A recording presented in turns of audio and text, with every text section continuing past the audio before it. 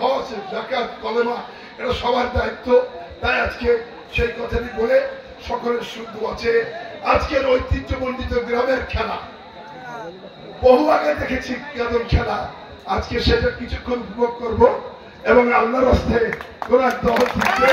তাই সকল খেলোয়াড় বিন্দুকে অভিনন্দন জানাচ্ছি।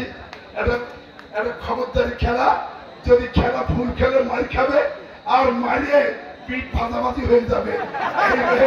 এটা চমৎকার খেলা, মায়ের জন্য প্রস্তুত থাকতে, তাই কতক্ষণ পরে তাকে দেখতে হয়। আমি আপনাদের খেলা উপভোগ করার জন্য রইলাম। সকলকে খুদা হাফেজ। বাংলাদেশ জিন্দাবাদ। এই গ্রাম জেলাঘাট জিন্দাবাদ জিন্দাবাদ। 30তম উদযাপন হচ্ছে জিন্দাবাদ। 33তম আজকে গাদন জিন্দাবাদ জিন্দাবাদ। আসসালামু আলাইকুম রহমতুল্লাহি ওয়া বারাকাতুহু।